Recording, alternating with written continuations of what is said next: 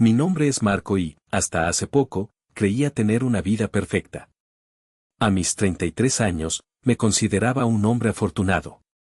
Como ingeniero en una prestigiosa firma de Madrid, gozaba de una carrera estable y prometedora, un trabajo que no solo me apasionaba, sino que también nos permitía vivir con una comodidad que muchos envidiarían. Pero mi verdadero tesoro, mi ancla en este mundo, era mi familia. O eso pensaba yo. Mi historia, o más bien mi obsesión con la lealtad, comenzó mucho antes de conocer a mi esposa.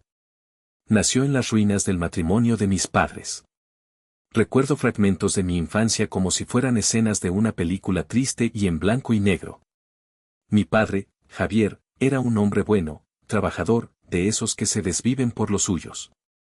Mi madre era otra historia. La recuerdo hermosa, sí, pero con una inquietud en la mirada, una sed de algo que la vida con mi padre parecía no poder saciar. Él la adoraba, pero su amor no fue suficiente. La infidelidad de mi madre fue un golpe devastador del que mi padre nunca se recuperó del todo. Lo vi marchitarse, vi cómo la traición le robaba la luz de los ojos y la confianza en el mundo. El divorcio fue un infierno de acusaciones, lágrimas y silencios helados.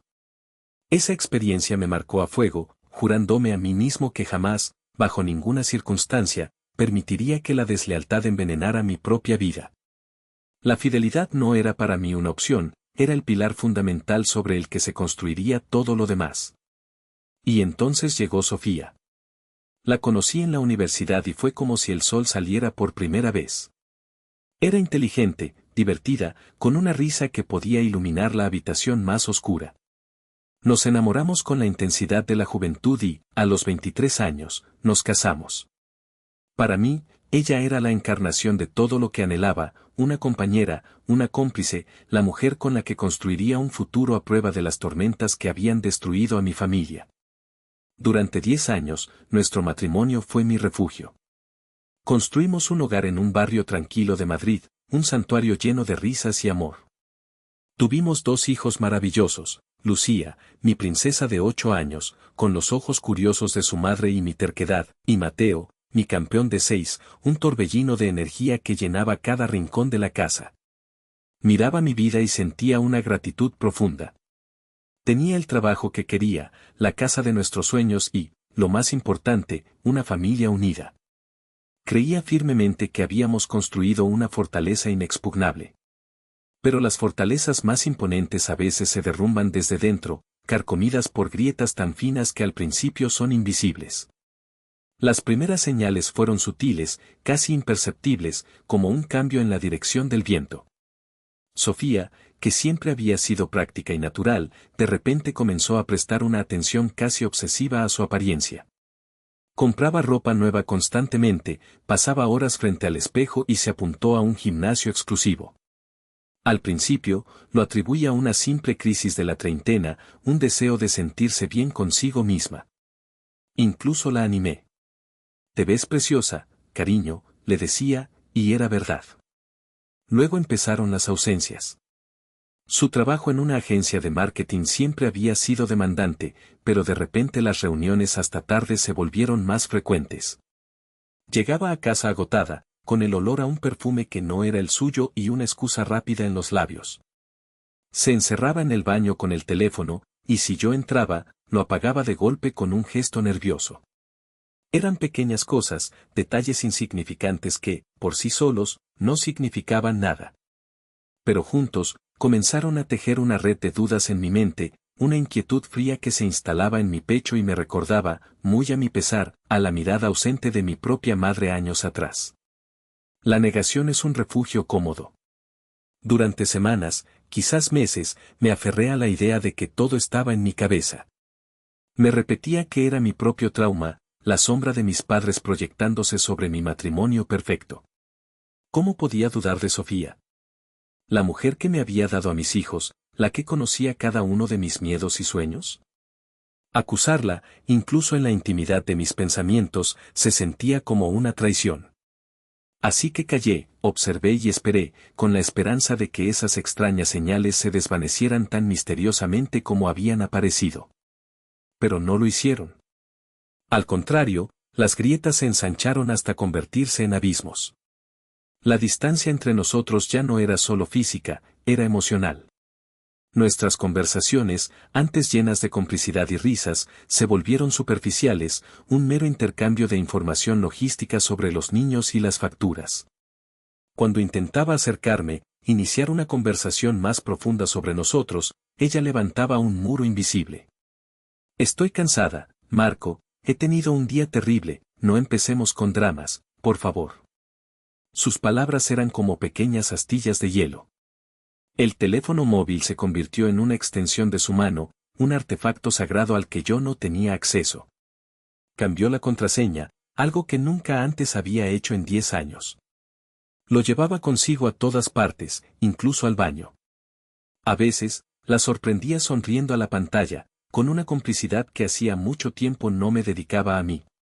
Si le preguntaba con quién hablaba, la respuesta era siempre la misma, cosas del trabajo. Una respuesta vaga, impersonal, que cerraba cualquier posibilidad de diálogo. Nuestra intimidad, que siempre había sido una parte vital y apasionada de nuestra relación, se extinguió por completo. Cada intento mío de acercamiento era recibido con un suspiro de cansancio o una excusa. Pasamos de hacer el amor varias veces por semana a dormir espalda contra espalda, separados por un océano de silencio. Esa frialdad en nuestra propia cama era la señal más dolorosa de todas. Me sentía como un extraño en mi propia casa, durmiendo junto a una mujer que se había convertido en una desconocida. La gota que colmó el vaso llegó una tarde de sábado. Teníamos planeado ir al cine con los niños, una tradición familiar. Una hora antes de salir, Sofía recibió un mensaje. Vi cómo su rostro se tensaba y luego anunciaba con una calma forzada: chicos, lo siento muchísimo. Ha surgido una emergencia en la oficina. Tengo que ir un par de horas. La decepción en las caras de Lucía y Mateo fue un puñal en mi corazón. Pero lo que realmente me heló la sangre fue la mirada de Sofía, no había ni rastro de pena o frustración. Solo una prisa mal disimulada por marcharse. Esa noche, después de acostar a los niños, no pude más. La angustia me ahogaba. Llamé a mi mejor amigo, David. Nos conocíamos desde el instituto y era la única persona en el mundo, además de mi padre, que conocía la historia completa de mi familia. David, necesito hablar, le dije con la voz rota. Nos vimos en un bar discreto, lejos de nuestro barrio. Le conté todo, cada detalle, cada sospecha, cada gesto extraño de Sofía. Mientras hablaba, sentía cómo se rompía el dique que había estado conteniendo mis miedos. Tío, creo que me estoy volviendo loco, concluí, pasándome las manos por el pelo. Dime que estoy exagerando, que es solo mi paranoia por lo de mis padres. David me escuchó en silencio, con el ceño fruncido. Cuando terminé, se quedó pensativo un momento antes de hablar. Marco, dijo con una seriedad que me asustó. Te conozco. No eres paranoico. Y sinceramente, todo lo que me cuentas, no suena bien. No suena nada bien. Sus palabras, en lugar de calmarme, confirmaron mi peor temor. No estaba loco. Algo muy grave estaba pasando en mi matrimonio. Salir de aquel bar con David fue como despertar de un largo letargo. La validación de mi amigo, la confirmación de que mis miedos no eran producto de mi imaginación, disipó la niebla de la negación. La tristeza seguía ahí, profunda y afilada, pero ahora estaba mezclada con una nueva emoción, una fría y dura claridad. Ya no podía permitirme el lujo de la incertidumbre. Necesitaba saber la verdad, por dolorosa que fuera. No por curiosidad morbosa, sino por supervivencia. Necesitaba saber a qué me enfrentaba para poder proteger a mis hijos y a mí mismo. Al día siguiente, tomé una decisión que meses atrás me habría parecido impensable, una traición en sí misma. Busqué en internet agencias de detectives privados en Madrid. Leer las descripciones de sus servicios, seguimientos, vigilancia, pruebas de infidelidad, me revolvía el estómago. Me sentía como un personaje de una película barata, un marido celoso y patético. Pero la imagen de Sofía sonriendo a su teléfono y la decepción en los ojos de mis hijos me dieron la fuerza para seguir adelante. Elegí una agencia que parecía profesional y discreta. Concerté una cita para el lunes por la mañana, pidiendo un día libre en el trabajo con la excusa de una visita médica. La oficina del detective estaba en un edificio anónimo en el centro de la ciudad, un lugar diseñado para pasar desapercibido. Me recibió un hombre de unos 50 años, de aspecto cansado pero con una mirada penetrante que parecía leer más allá de mis palabras. Se llamaba Ramos. Siéntese, por favor, dijo, señalando una silla frente a su escritorio abarrotado de papeles. ¿En qué puedo ayudarle? Tragué saliva, sintiendo una oleada de vergüenza. Creo que mi esposa me está engañando. Ramos asintió lentamente, sin mostrar sorpresa alguna. Habría escuchado esa misma frase miles de veces. ¿Qué le hace pensar eso? Le conté la historia completa, desde los cambios sutiles hasta la llamada de emergencia del sábado. Le hablé del teléfono, de la distancia emocional, de la falta de intimidad. Mientras hablaba, me di cuenta de que no estaba buscando su compasión, sino su profesionalismo. Cuando terminé, Ramos me hizo algunas preguntas directas. ¿Tienen cuentas bancarias en común? ¿Sabe si ella tiene algún compañero de trabajo especialmente cercano? ¿Han cambiado sus rutinas de alguna manera? Respondía todo con la mayor honestidad posible. Finalmente, le dejé clara mi petición. Mire, señor Ramos, dije, inclinándome hacia adelante. No necesito fotos explícitas ni vídeos que me atormenten el resto de mi vida. No quiero venganza. Solo necesito saber la verdad. Necesito una confirmación, pruebas sólidas e irrefutables que pueda usar si las cosas se ponen feas. Tengo 2 hijos pequeños. Necesito protegerme. Le hablé de la historia de mi padre, de cómo la falta de pruebas y la ley de divorcio sin culpa de la época lo dejaron en una posición vulnerable. No cometería el mismo error. Ramos escuchó atentamente. Entiendo perfectamente. Quiere confirmación y documentación. Un informe detallado de sus movimientos, lugares que visita, personas con las que se reúne. Discreto y profesional. Podemos hacerlo. Me explicó las tarifas y el procedimiento. Era caro, muy caro, pero en ese momento el dinero era lo de menos. Era una inversión en mi futuro, en mi cordura. Acepté sus condiciones y le di toda la información que necesitaba, una foto reciente de Sofía, los horarios de su trabajo, la matrícula de su coche. Salí de su oficina sintiéndome extrañamente aliviado. Había dado un paso irreversible. La suerte estaba echada.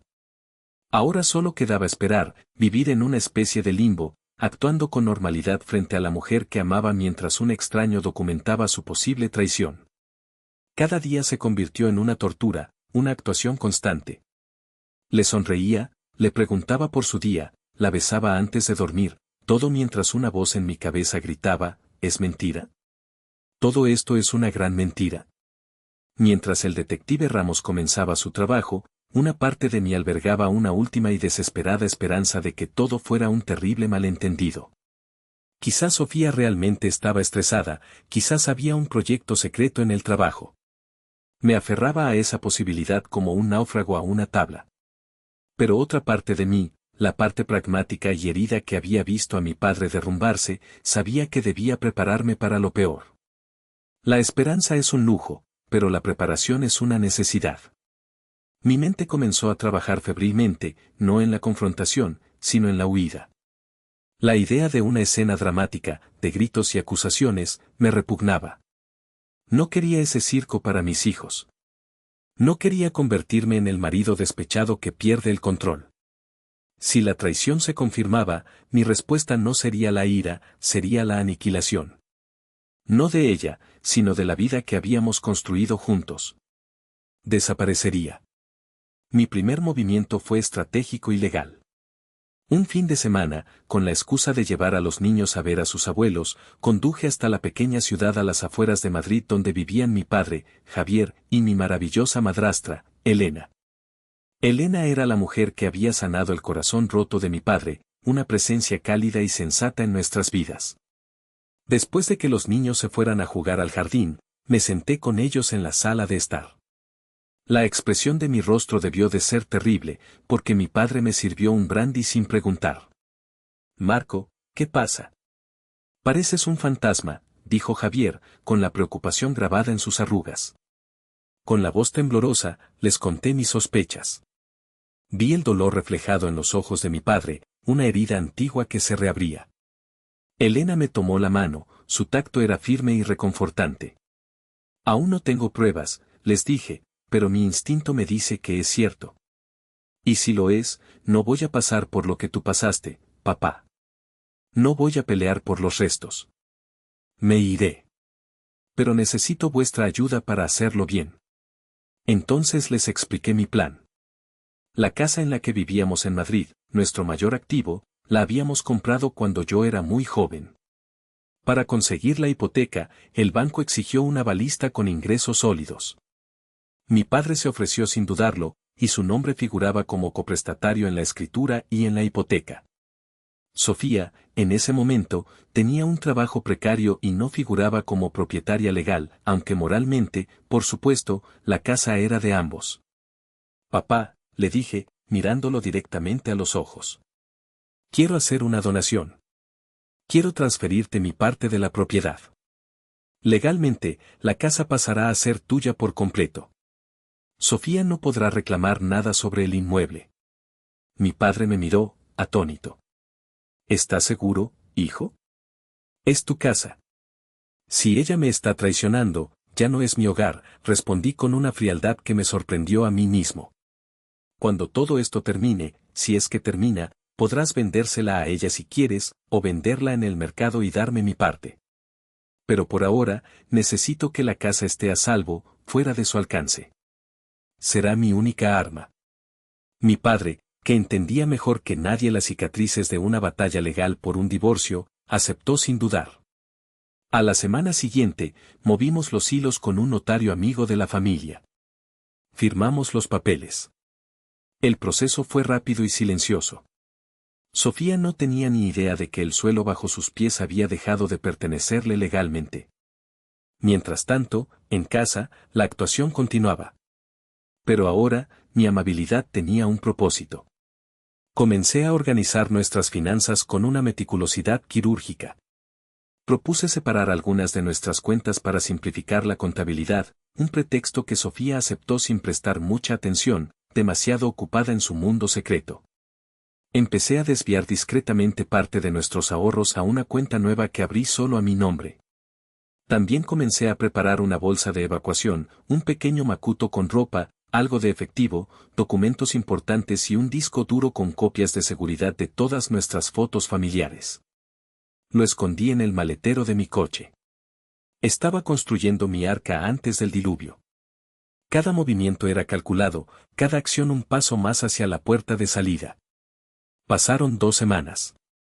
2 semanas de sonrisas falsas, de conversaciones vacías y de noches en vela escuchando la respiración tranquila de la mujer que podría estar destrozando mi vida.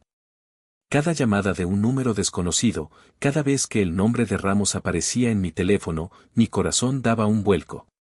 Vivía en un estado de alerta constante, un purgatorio de la duda.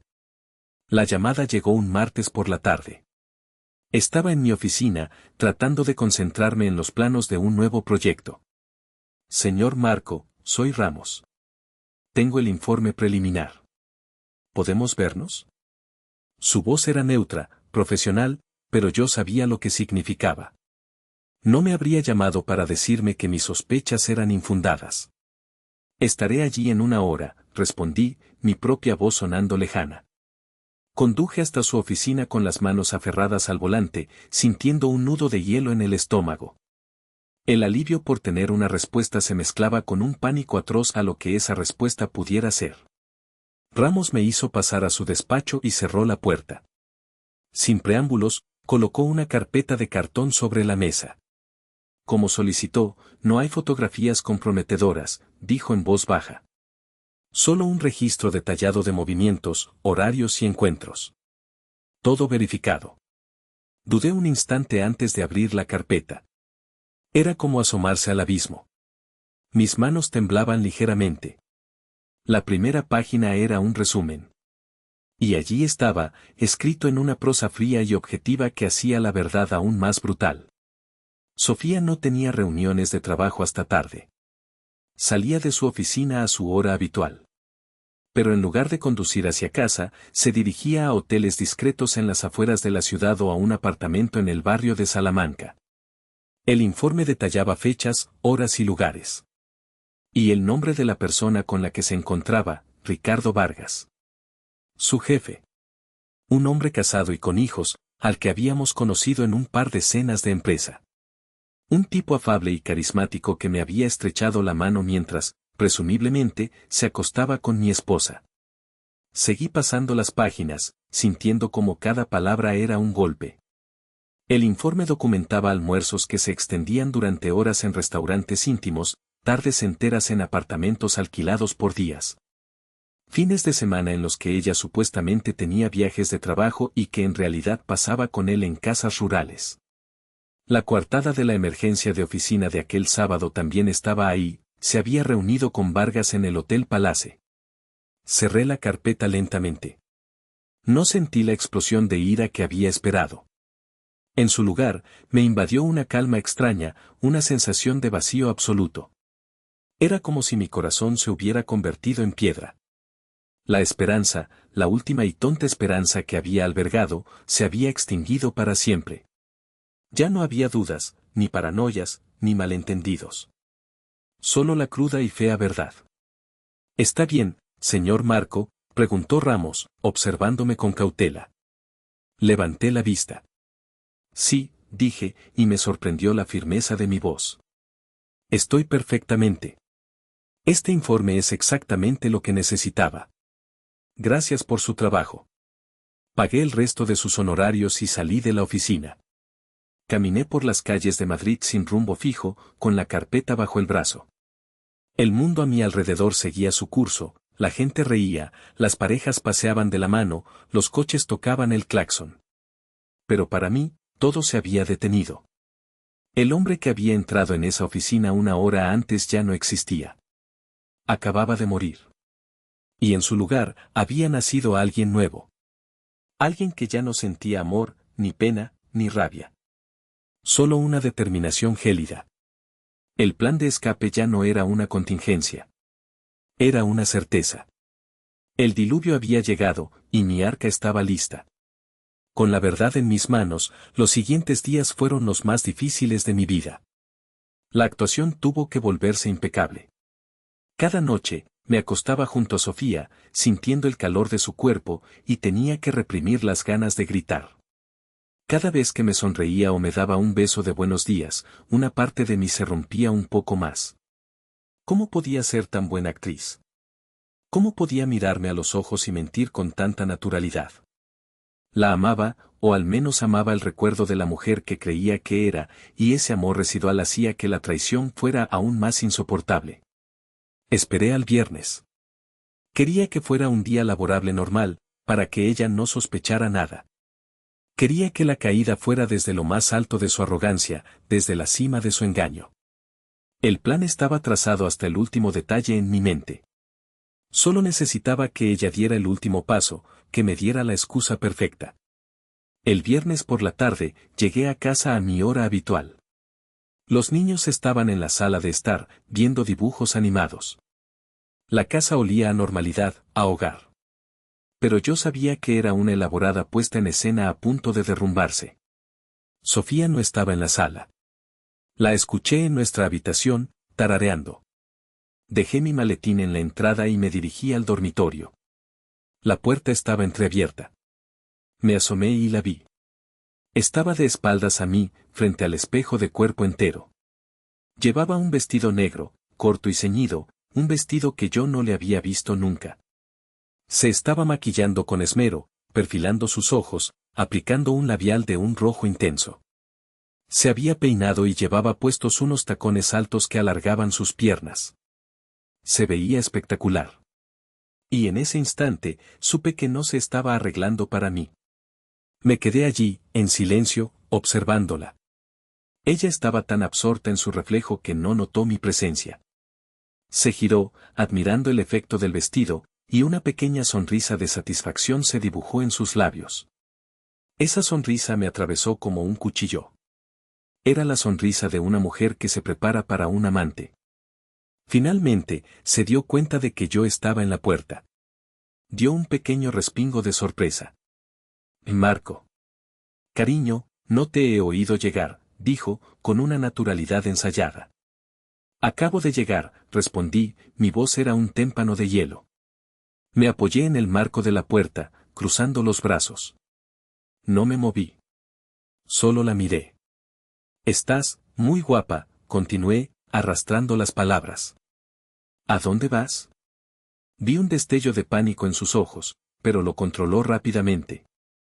Se recompuso, forzando una sonrisa brillante. Oh, es que ha surgido algo. Una cena de trabajo de última hora. Con unos clientes importantes. Ricardo insistió en que fuera, ya sabes cómo es. Ricardo. Por supuesto. La mención de su nombre fue la confirmación final que necesitaba. La desfachatez con la que pronunció su nombre, como si fuera lo más normal del mundo, fue insultante. Ya veo, dije simplemente. ¿Una cena de trabajo un viernes por la noche? ¿Con ese vestido? Ella se rió, una risa un poco demasiado aguda. Bueno, hay que dar buena impresión, ¿no? Es un cliente muy potente. No te preocupes, no volveré muy tarde. Se acercó para darme un beso, pero yo giré la cabeza ligeramente y sus labios rozaron mi mejilla. Sentí su perfume, el olor de la traición. Ella pareció no notarlo, o prefirió ignorarlo. Bueno, me tengo que ir ya. Dale un beso a los niños de mi parte. Os quiero, dijo, cogiendo su bolso del diseñador que se había comprado la semana anterior. Se dirigió a la puerta, pasando a mi lado. Pero antes de salir, se detuvo y se volvió. Me miró, y por un segundo, creí ver una sombra de duda, quizás de culpa, en su mirada. Como si esperara una reacción de mi parte. Como si quisiera que yo le suplicara que se quedara, que montara una escena de celos, que le diera el drama que quizás, en el fondo, buscaba. Pero no le di esa satisfacción. Permanecí inmóvil, mi rostro una máscara de indiferencia. Que te diviertas, Sofía, le dije en voz baja. Mi calma pareció desconcertarla más que cualquier grito. Asintió lentamente, como si no supiera qué hacer. Luego se dio la vuelta y se fue. Escuché sus tacones resonando en el pasillo, el sonido de la puerta principal abriéndose y cerrándose. Y entonces, la casa quedó en silencio. El silencio antes de la tormenta. El acto final de nuestra vida juntos acababa de comenzar. Y yo era el único director de la obra. En el momento en que la puerta principal se cerró, un interruptor se activó dentro de mí. La parálisis dio paso a una acción metódica y precisa. No había tiempo para el dolor ni para la duda. Cada segundo contaba. El plan que había estado ensayando mentalmente durante semanas se puso en marcha con una eficiencia aterradora. Mi primer destino fue la habitación de los niños. Lucía y Mateo seguían hipnotizados por los dibujos animados. Me arrodillé frente a ellos, forzando la sonrisa más convincente que pude. Campeones, papá tiene que hacer unos recados importantes ahora. Vais a ser súper buenos, ¿vale? En un ratito cenamos pizza, vuestra favorita. Sus caras se iluminaron ante la mención de la pizza. Me dieron un abrazo rápido y volvieron su atención a la pantalla. Ese simple gesto de inocencia fue a la vez un bálsamo y una tortura. Lo estaba haciendo por ellos, para protegerlos de la toxicidad que estaba a punto de estallar, pero la culpa de lo que estaba a punto de hacer pesaba como plomo en mi conciencia. Con los niños distraídos, fui a mi despacho. Encendí el ordenador portátil y la maquinaria financiera se puso en movimiento. Accedí a nuestra cuenta bancaria conjunta, la que usábamos para los gastos principales, la hipoteca, los ahorros. El corazón me latía con fuerza, no por miedo a que me descubrieran, sino por la magnitud del acto. Estaba a punto de demoler el pilar económico de 10 años de matrimonio. Con unos pocos clics, ejecuté una transferencia. Moví el 80% de los fondos a la cuenta secreta que había abierto a mi nombre. No la vacié por completo. Le dejé a Sofía suficiente dinero para cubrir la hipoteca y los gastos de un mes, quizás 2. No quería que la echaran a la calle al día siguiente, ni que mis hijos pasaran necesidad inmediata. Era un acto de mínima decencia en medio de una demolición total. Un último gesto que me separaba del tipo de crueldad que ella me había mostrado. Quería que su caída fuera controlada, que tuviera tiempo de saborear las consecuencias de sus actos. Después, cancelé las tarjetas de crédito conjuntas. Pagué los saldos pendientes desde mi nueva cuenta y las anulé. Corté todos los lazos financieros que nos unían, uno por uno, con la precisión de un cirujano amputando un miembro gangrenado. El proceso apenas duró 20 minutos. 20 minutos para deshacer una década de vida financiera compartida. El siguiente paso fue la logística de la huida. Fui al garaje y abrí el maletero de mi coche. Allí estaba mi bolsa de evacuación, esperándome. Volví a la casa y, moviéndome con sigilo, empaqué una maleta más grande con más ropa, algunos objetos personales de valor sentimental, el primer dibujo de Lucía, un reloj que me regaló mi padre. Y los juguetes favoritos de los niños. No pensaba llevármelos esa noche, sería demasiado traumático para ellos, pero preparé sus cosas para poder recogerlos fácilmente al día siguiente.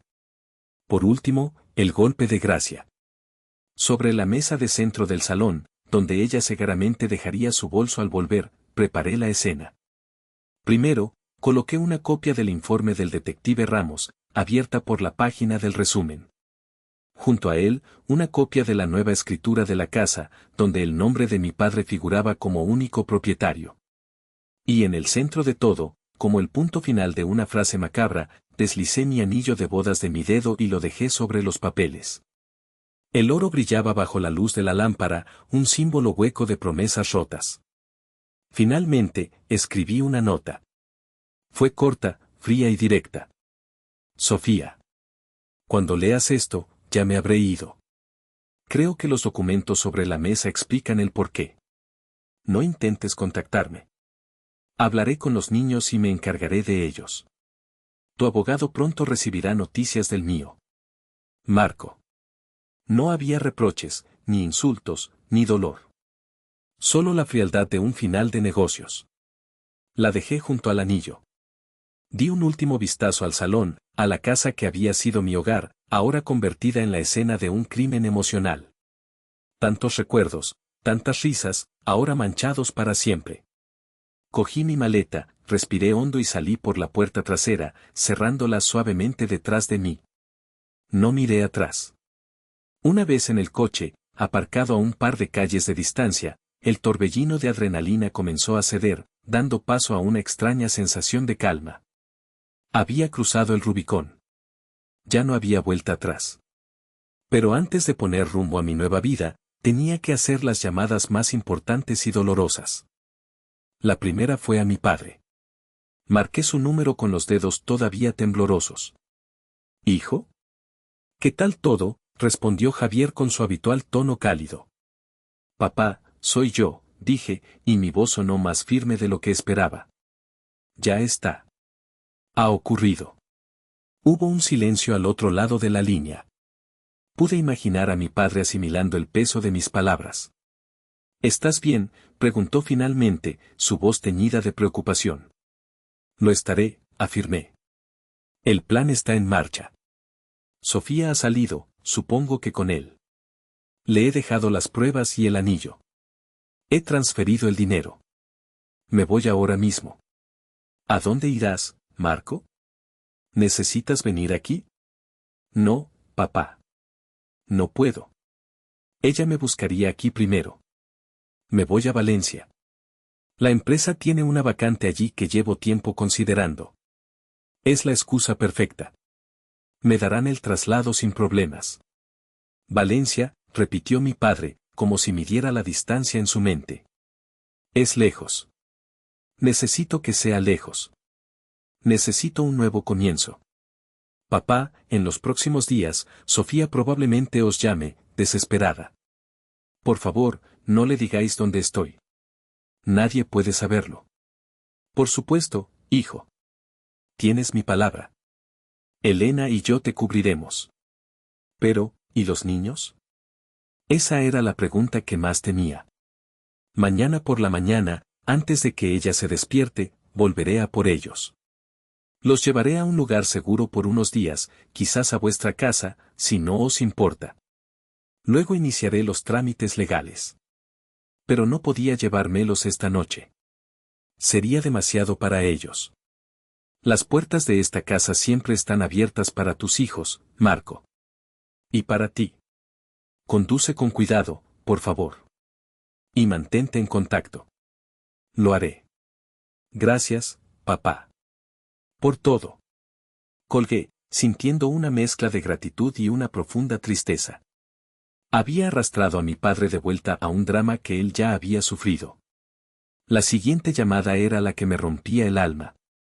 Tenía que hablar con mis hijos. Obviamente, no podía llamar a la casa. Usé una aplicación para llamar a la tablet de Lucía, sabiendo que la tendría cerca. Respondió al segundo tono, su carita sonriente llenando la pequeña pantalla de mi móvil. Papá. ¿Ya traes la pizza? Se me formó un nudo en la garganta. Casi, princesa.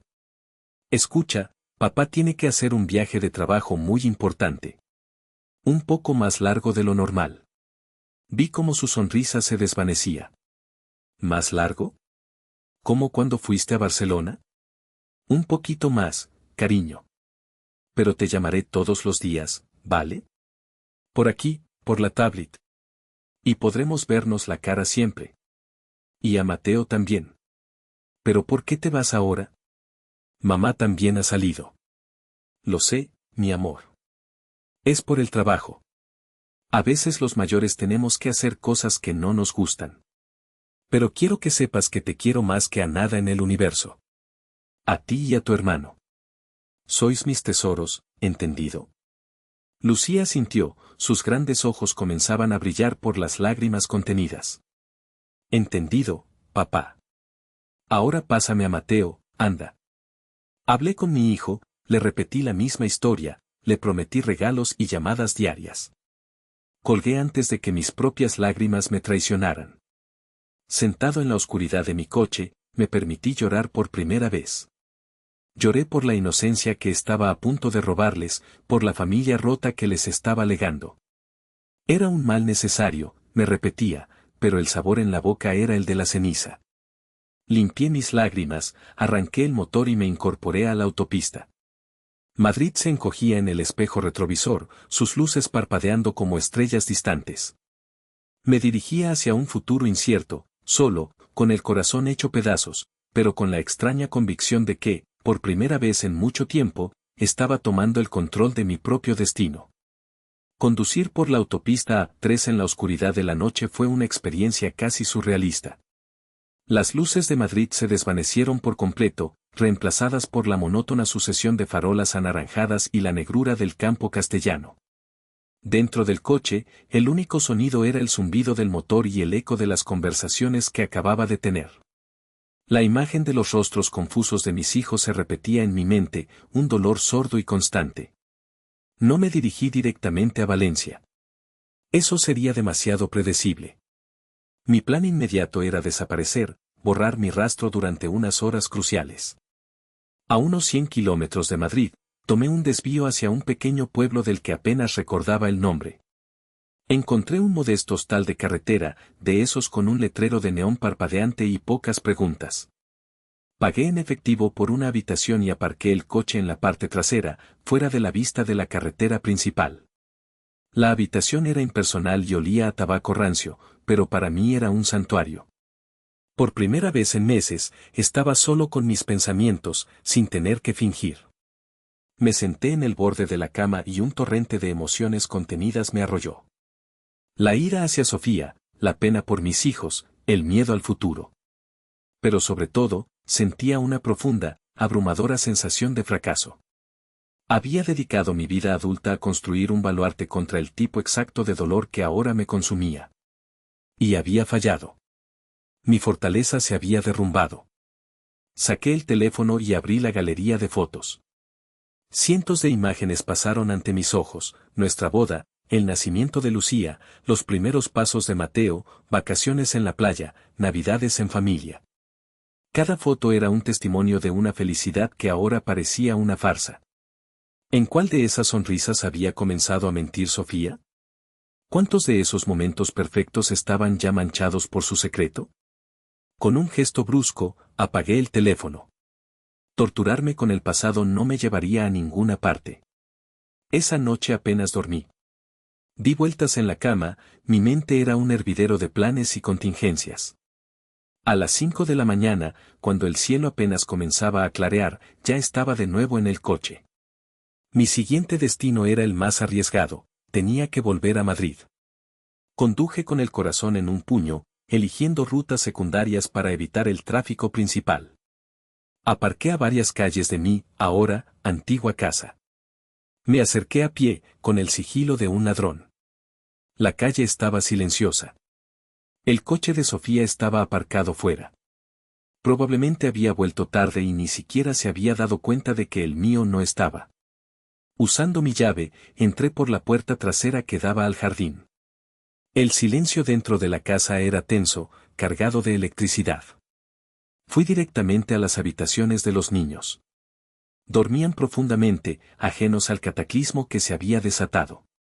Despertarlos fue la cosa más difícil que he hecho nunca. Lucía, Mateo, despertad, campeones, susurré, sacudiéndolos suavemente. Vamos a hacer una excursión sorpresa con el abuelo. Estaban adormilados y confusos, pero la mención de una aventura con su abuelo fue suficiente para que se vistieran sin hacer demasiadas preguntas. Mientras se preparaban, eché un vistazo a nuestra habitación. La puerta estaba cerrada. No hice ningún ruido. No quería verla. Saqué a los niños de la casa, cada uno llevando una pequeña mochila que les había preparado. En menos de 10 minutos, estábamos de nuevo en el coche, alejándonos. Nadie nos vio. Nadie nos oyó.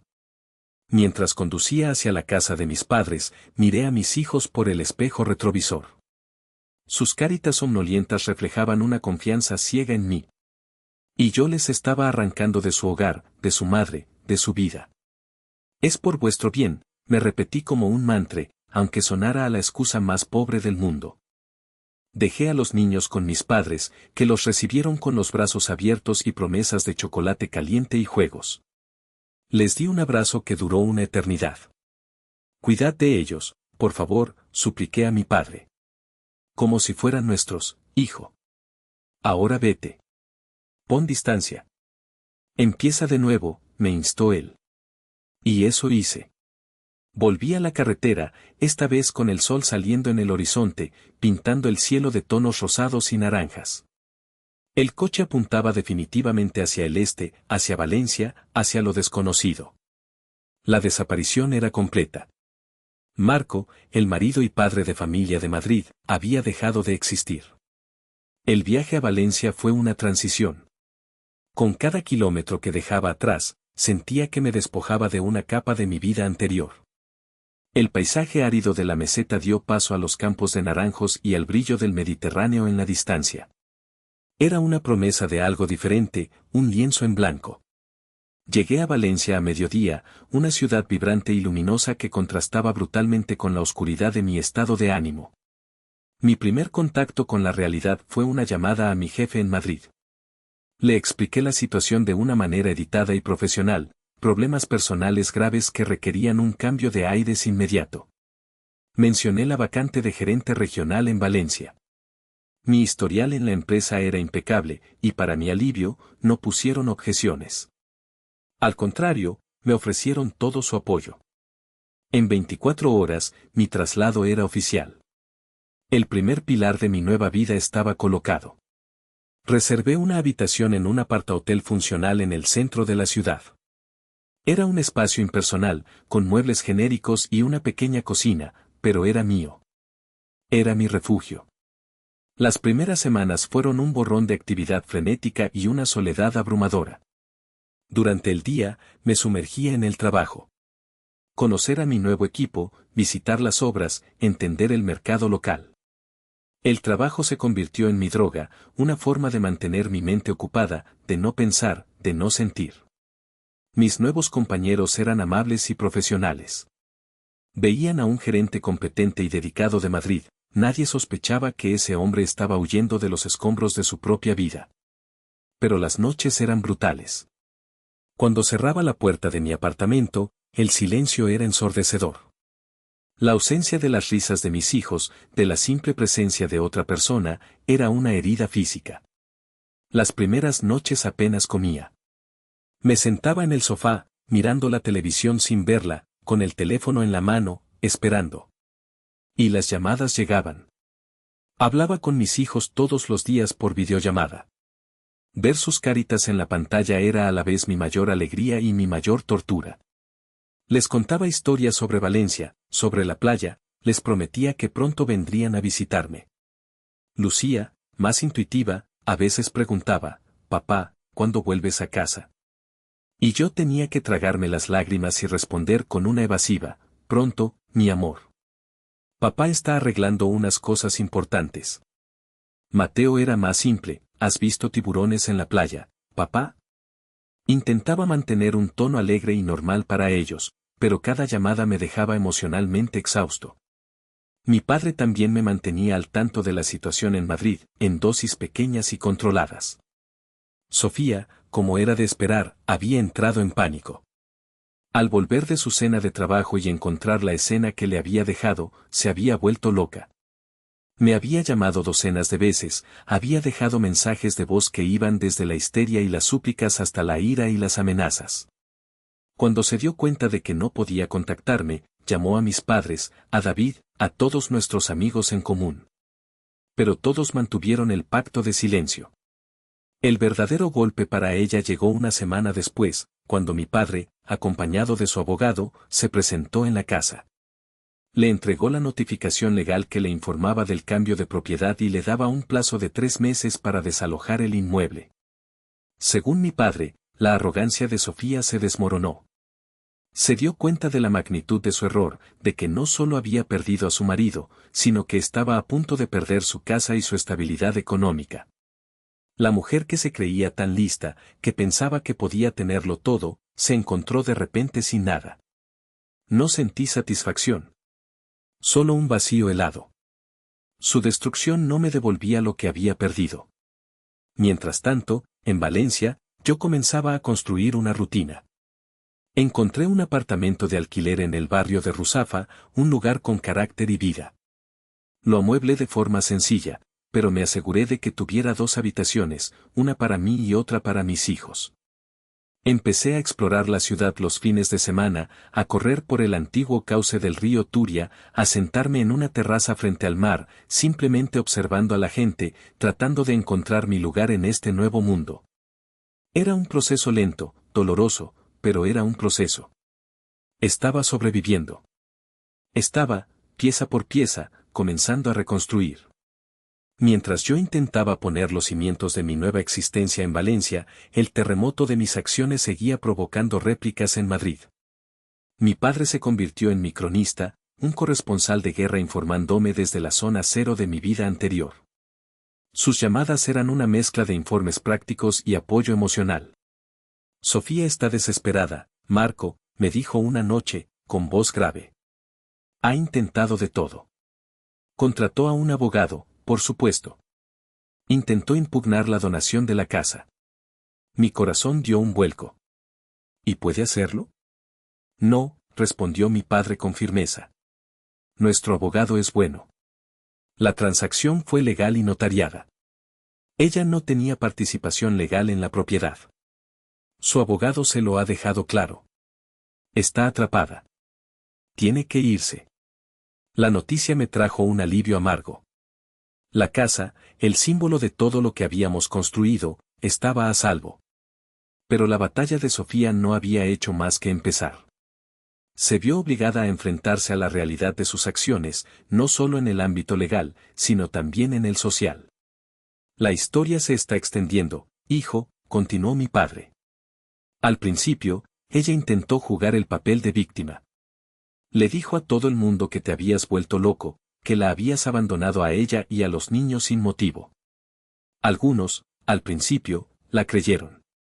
Escuchar eso me hirvió la sangre. La audacia de mentir de esa manera, de pintar un retrato de mí como el villano. Pero esa mentira no duró mucho, añadió Javier. David, tu amigo, es un buen hombre. Cuando escuchó su versión, no pudo quedarse callado. Sin entrar en detalles escabrosos, les dijo a nuestros amigos más cercanos que la razón de tu marcha era grave y estaba totalmente justificada. Y luego está Ricardo Vargas. El nombre del amante de Sofía resonó en la línea. ¿Qué pasa con él?, pregunté. Su esposa se ha enterado de todo, dijo mi padre, y por primera vez detecté un matiz de sombría satisfacción en su voz. No sé cómo, quizás el propio abogado de Sofía se puso en contacto con ella, o quizás los rumores llegaron a sus oídos. Pero la mujer de Vargas le ha echado de casa. Parece que ella también tiene pruebas. Le ha pedido el divorcio y, por lo que se dice, va a dejarlo en la ruina. El escándalo en su empresa es mayúsculo. La justicia poética era innegable, pero no me produjo ninguna alegría. Solo me confirmó la estela de destrucción que la infidelidad dejaba a su paso. 2 familias rotas, varios hijos atrapados en el fuego cruzado. Y todo por una aventura egoísta. Sofía también sufrió las consecuencias en su trabajo.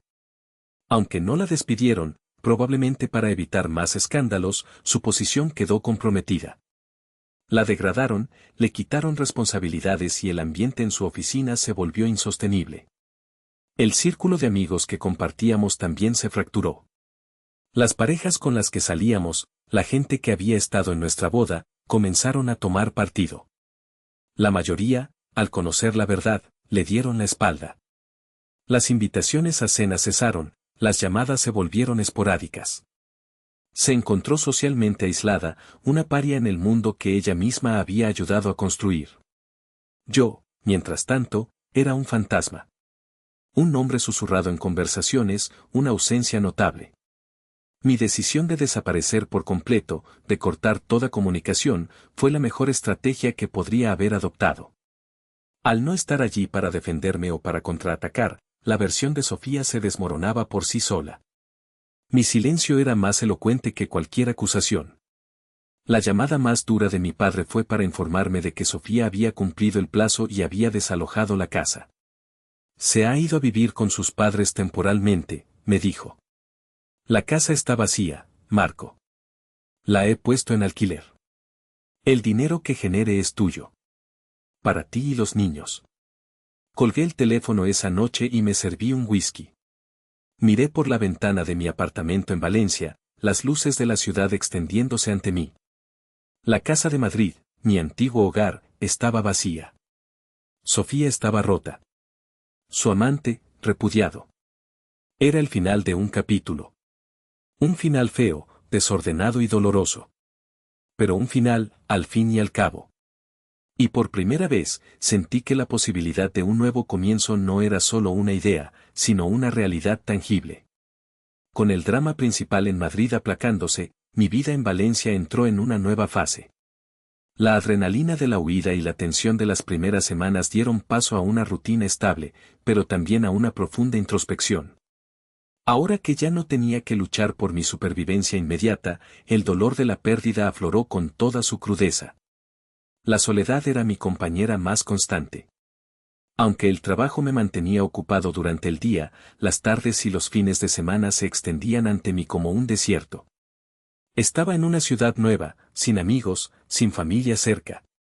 Mi único contacto humano significativo eran las videollamadas con mis hijos. Esos breves momentos de conexión eran mi salvavidas. Para combatir el aislamiento, me obligué a crear nuevas rutinas. Me apunté a un gimnasio cerca de mi apartamento. El esfuerzo físico se convirtió en una válvula de escape, una forma de canalizar la frustración y la rabia que aún anidaban en mi interior. Correr por el antiguo cauce del río Turia se convirtió en un ritual diario. Mientras mis pies golpeaban el pavimento, mi mente procesaba los acontecimientos, tratando de encontrarle algún sentido a todo lo que había pasado. Empecé a llevar un diario. Al principio me sentía ridículo, un hombre de 33 años escribiendo sus sentimientos como un adolescente. Pero pronto descubrí que era una herramienta poderosa.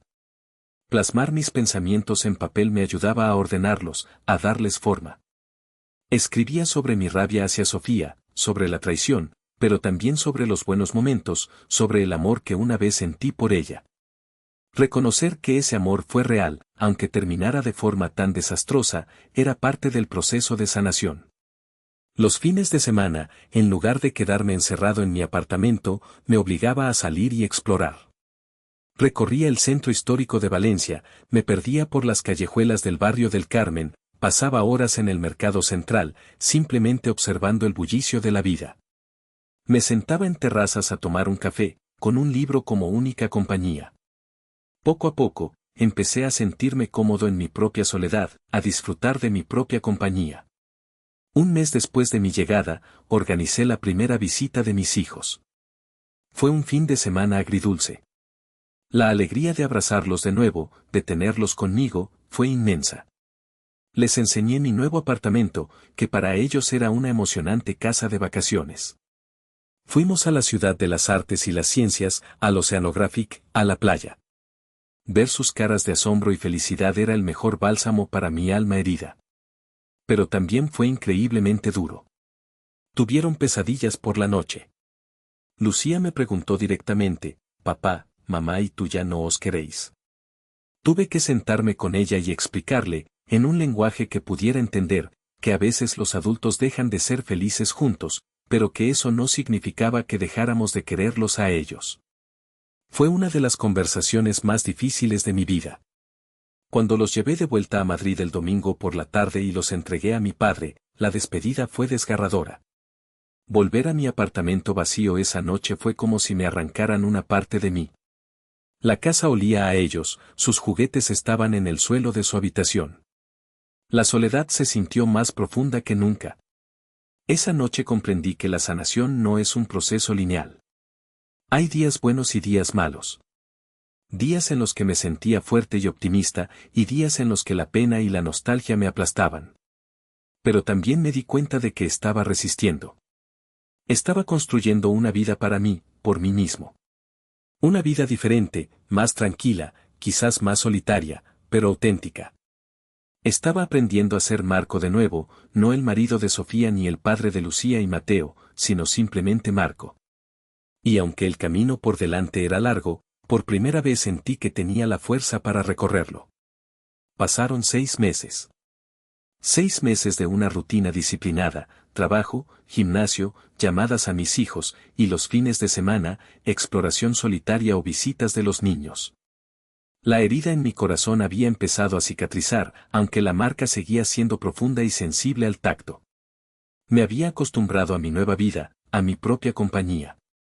No buscaba nada ni a nadie. La idea de volver a confiar en una mujer me parecía tan remota como viajar a la luna. Mi corazón estaba cerrado a cal y canto. Pero el destino, o el azar, tiene una forma curiosa de intervenir cuando menos te lo esperas. Fue un sábado por la tarde, en el lugar más prosaico del mundo, el pasillo de las salsas de un supermercado Mercadona en el barrio de Ruzafa. Estaba haciendo mi compra semanal, empujando el carro con la mente en otra parte, repasando mentalmente una lista de tareas del trabajo. Me detuve frente al estante de las salsas de tomate, buscando una marca específica de tomate frito casero que les encantaba a los niños. Localicé el último bote, escondido en la parte de atrás. Alargué la mano para cogerlo, y en ese preciso instante, otra mano, más pequeña y delicada, se dirigió al mismo bote. Nuestros dedos se rozaron. Fue un contacto fugaz, eléctrico, que me sacó de mi ensimismamiento. Ambos retiramos las manos de golpe, como si nos hubiéramos quemado. Oh, perdón, dije yo, girándome. No, perdona tú, no te había visto, respondió una voz suave y melódica. Y entonces la vi. Era una mujer de mi edad, quizás un par de años más joven. Tenía el pelo castaño, cortado en una melena que le rozaba los hombros, y unos grandes ojos color miel que me miraban con una mezcla de sorpresa y diversión. No era una belleza despampanante de revista, sino algo mucho mejor, una belleza real, cercana, con una sonrisa que le iluminaba el rostro. Nos quedamos un segundo en silencio, mirándonos, con el bote de tomate entre nosotros como un extraño trofeo. Cógelo tú, por favor, dije, rompiendo el hechizo. Yo puedo buscar otro. Ella sonrió de nuevo, y sentí algo removerse en mi interior, una sensación cálida que llevaba mucho tiempo sin experimentar. Insisto, dijo ella. Tú lo viste primero. No sé de dónde saqué el valor.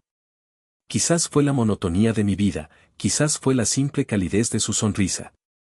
Pero en lugar de coger el bote y marcharme, escuché a una voz audaz en mi cabeza, una voz que creía extinguida. Te propongo un trato, dije, y hasta a mí me sorprendió mi propia osadía. Tú te quedas con el tomate, si aceptas tomar un café conmigo algún día. Sus ojos se abrieron con sorpresa, y luego soltó una pequeña carcajada. ¿Me estás pidiendo una cita en el pasillo del supermercado? Me encogí de hombros, sintiendo un rubor subir por mi cuello. Bueno, parece un lugar tan bueno como cualquier otro. Soy Marco, por cierto. Alargué la mano, y ella la estrechó. Su piel era suave y cálida. Isabella, dijo. Y sí, supongo que es la proposición más original que me han hecho en mucho tiempo. Hubo una pausa, y por un momento pensé que me rechazaría amablemente. Pero en lugar de eso, cogió el bote de tomate y lo puso en su cesta. Está bien, Marco del supermercado, dijo con un brillo juguetón en la mirada. Has ganado. Me quedo con el tomate. Y tú te quedas con mi número de teléfono. Sacó su móvil y me lo tendió. Anoté mi número con los dedos un poco torpes. Ella me envió un mensaje rápido para que yo tuviera el suyo. Así no hay escapatoria, bromeó. Terminé mis compras con una sonrisa estúpida en la cara, sintiéndome como un adolescente. No tenía ni idea de quién era Isabella, ni qué historia se escondía detrás de esos ojos color miel.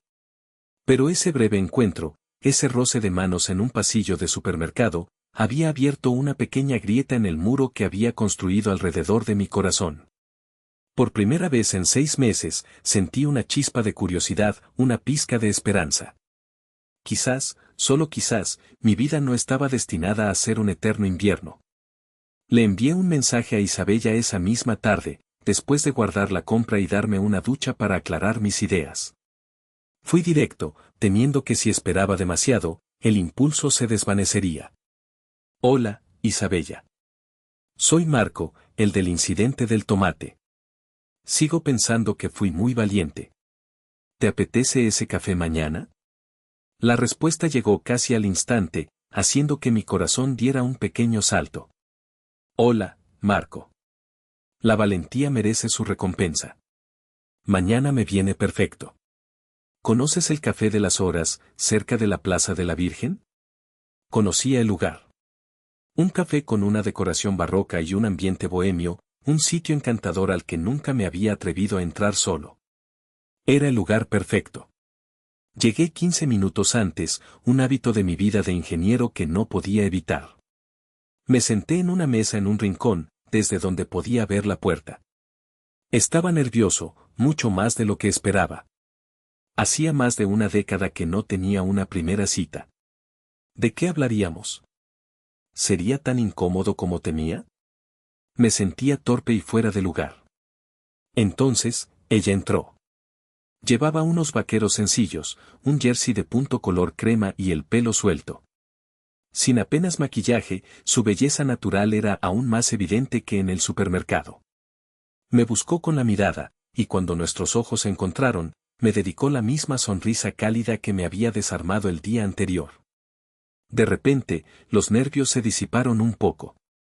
Puntual, dijo a modo de saludo mientras se sentaba. Un defecto profesional, respondí, sonriendo. Pedimos nuestros cafés y la conversación fluyó con una facilidad inesperada. Hablamos de cosas triviales al principio, de Valencia, de nuestros barrios, del trabajo. Ella era maestra de educación infantil, una profesión que le venía como anillo al dedo por su paciencia y su calidez evidentes. Hablaba de sus pequeños alumnos con un cariño y una pasión que me conmovieron. A medida que hablábamos, me di cuenta de que la observaba con una atención que no había dedicado a nadie en mucho tiempo. Observaba la forma en que sus ojos se iluminaban al hablar de algo que le gustaba, el gesto de apartarse un mechón de pelo de la cara, la manera en que sostenía su taza de café con ambas manos. ¿Y tú, Marco?, preguntó de repente, sacándome de mi ensimismamiento. ¿Qué te trajo a Valencia? No pareces de aquí. La pregunta era inevitable, y era la primera prueba de fuego. Podía mentir, o dar una respuesta vaga. Pero algo en su mirada, una especie de honestidad tranquila, me hizo querer ser sincero, al menos hasta cierto punto. Problemas personales, dije, eligiendo cuidadosamente mis palabras. Necesitaba un cambio de aires. Un nuevo comienzo. Ella asintió lentamente, y vi una sombra de comprensión en sus ojos, algo que iba más allá de la simple cortesía. Entiendo lo que es eso, dijo en voz baja. A veces, un nuevo comienzo es la única opción. En ese momento, vi en sus ojos el mismo dolor sordo que yo veía en mi propio reflejo cada mañana. Había una herida allí, una historia no contada. No pregunté. No era el momento ni el lugar. Pero esa vulnerabilidad compartida, esa tácita admisión de que ambos éramos supervivientes de alguna batalla, creó un vínculo entre nosotros más fuerte que cualquier conversación trivial. Hablamos durante casi 2 horas. 2 horas que pasaron volando. Cuando nos dimos cuenta de la hora, ya era tarde. Tengo que irme, dijo ella, aunque no parecía tener ninguna prisa. Yo también, mentí. Podría haberme quedado allí toda la tarde. Salimos del café y caminamos juntos por la Plaza de la Virgen. El sol de la tarde bañaba los edificios históricos con una luz dorada. Me lo he pasado muy bien, Marco, dijo, deteniéndose. Y yo, Isabella. Mucho mejor de lo que esperaba. Se rió.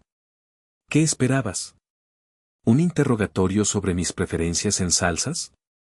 Algo así, admití, sonriendo. El momento de la despedida fue un poco torpe. ¿Un apretón de manos? 2 besos en la mejilla, al estilo español. Opté por lo segundo. Al acercarme, olí su perfume, una fragancia suave y limpia, tan diferente del aroma artificial y caro que Sofía solía usar al final. ¿Te gustaría repetir algún día?, pregunté, sintiéndome de nuevo como un adolescente. Me encantaría, respondió sin dudar. Pero la próxima vez, invitas tú a cenar. Creo que un café no compensa el valor de ese bote de tomate. Con una última sonrisa, se dio la vuelta y se alejó, perdiéndose entre la gente. Me quedé allí, viéndola marchar, con una sensación que no reconocía, un optimismo cauto, la tímida posibilidad de que quizás, solo quizás, la felicidad no fuera algo que solo existía en mi pasado. Fiel a su palabra, la siguiente cita fue una cena. Elegí un pequeño restaurante italiano en el barrio del Carmen, un lugar acogedor con manteles a cuadros y luz de velas. Quería un ambiente relajado, íntimo, que nos permitiera seguir conociéndonos. Esta vez, los nervios eran diferentes. No eran los nervios de la incertidumbre, sino la emoción de la anticipación. Isabella llegó con un vestido sencillo de verano que resaltaba el color miel de sus ojos. La conversación, de nuevo, fluyó sin esfuerzo. Hablamos de cine, de libros, de viajes que soñábamos hacer. Descubrimos que compartíamos un humor un poco sarcástico y un amor por las cosas simples. Con cada risa compartida, con cada confidencia, sentía que el muro de hielo alrededor de mi corazón se derretía un poco más. A mitad de la cena, entre el plato de pasta y el postre, ella me miró con una seriedad repentina. Marco, hay algo que creo que deberías saber sobre mí, dijo, dejando el tenedor a un lado. Su tono me puso en alerta. Asentí, invitándola a continuar. Estoy divorciada, soltó, como si se quitara un peso de encima. Mi matrimonio terminó hace 2 años. Y no terminó bien. Respiró hondo y, con una valentía que me dejó sin aliento, me contó su historia. Se había casado muy joven con un hombre que parecía encantador, pero que resultó ser un monstruo controlador y emocionalmente abusivo.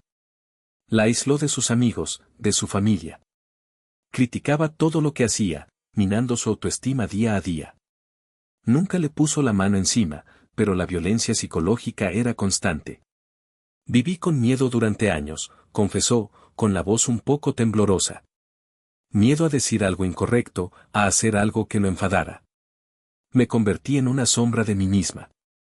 Hasta que un día, mi padre vino a mi casa, vio el terror en mis ojos y, literalmente, me sacó de allí.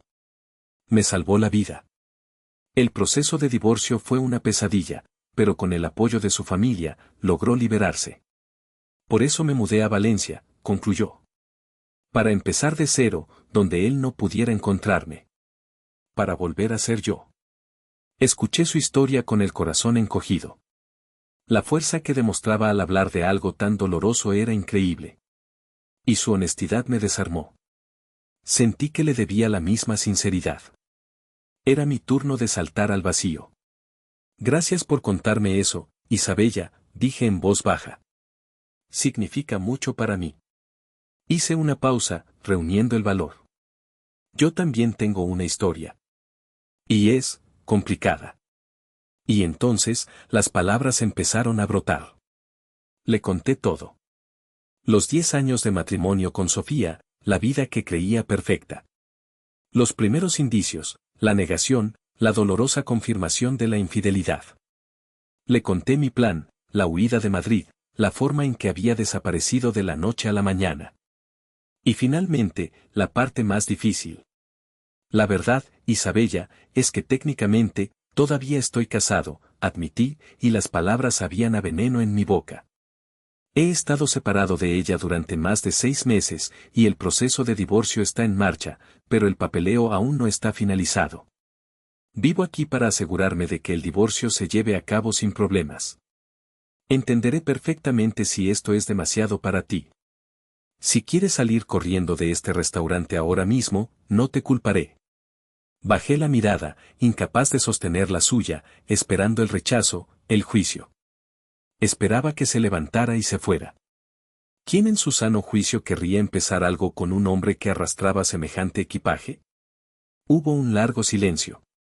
Cuando finalmente me atreví a levantar la vista, ella no me miraba con horror ni con pena. Me miraba con una profunda, insondable empatía. Lentamente, alargó la mano sobre la mesa y cubrió la mía. Su tacto era cálido y firme. Marco, dijo suavemente. Huir de una situación que te está destruyendo no te convierte en una mala persona. Te convierte en un superviviente. Igual que yo. Una lágrima solitaria se deslizó por mi mejilla, la primera que derramaba frente a otra persona desde que todo había comenzado. Ella no dijo nada, solo apretó mi mano con más fuerza. Esa noche, en ese pequeño restaurante italiano, algo cambió para siempre. Dejamos de ser dos extraños con pasados dolorosos. Nos convertimos en dos supervivientes que se habían encontrado en medio de la tormenta. La confesión no nos había separado, nos había unido de una forma que nunca habría imaginado. La cena de las confesiones marcó un antes y un después en nuestra incipiente relación. La honestidad brutal que compartimos esa noche, en lugar de asustarnos, actuó como un catalizador.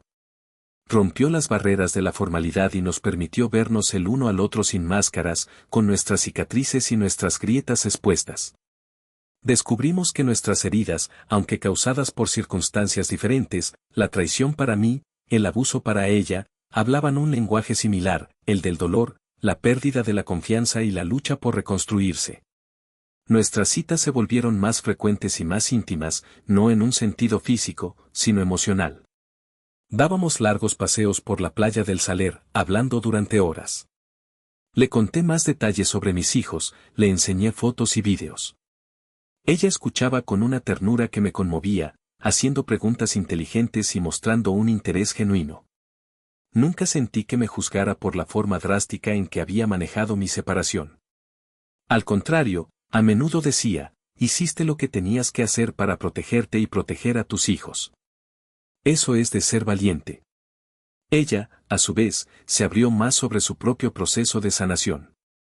Me habló de la terapia, de cómo había tenido que reaprender a confiar en su propio juicio, a poner límites y a quererse a sí misma de nuevo. Su fuerza y su resiliencia me inspiraban profundamente. Era una mujer que había atravesado el infierno y había salido del otro lado no amargada ni rota, sino más sabia y compasiva. Un sábado, organicé una videollamada para que conociera a Lucía y a Mateo.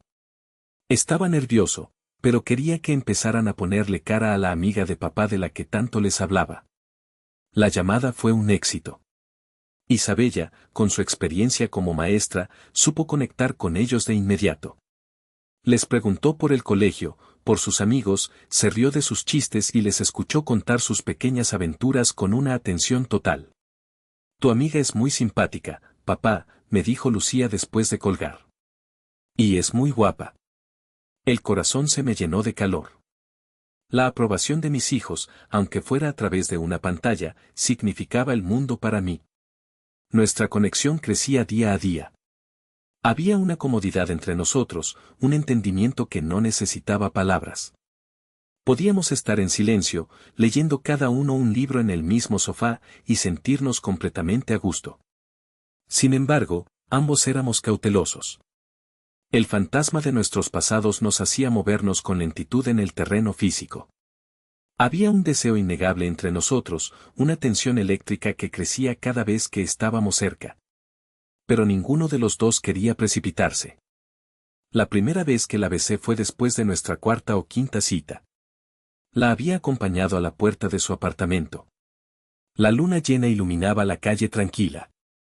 Nos quedamos un momento en silencio, sin querer que la noche terminara.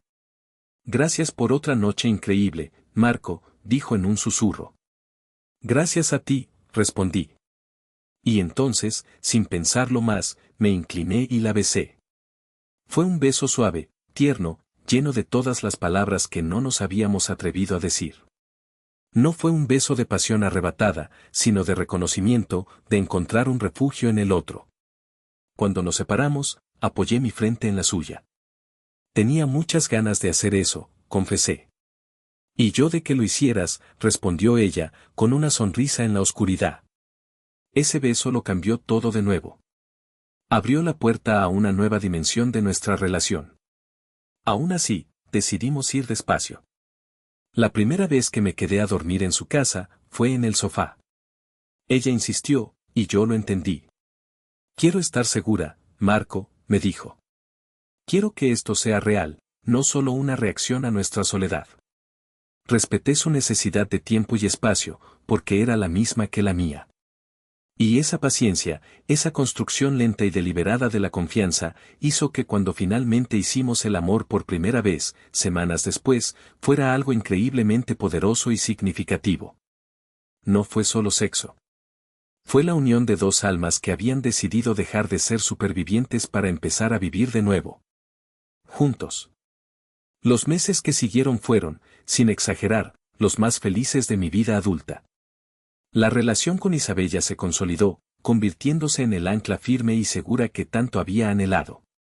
Lo nuestro no era un romance de cuento de hadas, de esos llenos de gestos grandilocuentes y pasiones febriles. Era algo mucho mejor, un amor maduro, real, construido sobre los cimientos sólidos de la confianza, el respeto y una profunda comprensión mutua. Nuestras vidas se entrelazaron de forma natural y orgánica. Pronto, la farsa de mantener dos apartamentos separados nos pareció ridícula.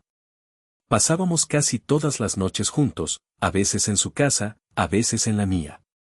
Cocinábamos juntos, discutiendo amigablemente sobre quién hacía mejor la paella. Hacíamos la compra los domingos, riéndonos de aquel primer encuentro en el pasillo del supermercado que lo había cambiado todo. Nos convertimos en un equipo. Isabella se integró en la vida de mis hijos de una manera maravillosa. Cada vez que venían a Valencia, ella estaba allí, no para intentar ser su madre, sino para ser una amiga, una confidente, una presencia cálida y divertida. Jugaba con ellos, les ayudaba con los deberes, les contaba cuentos antes de dormir.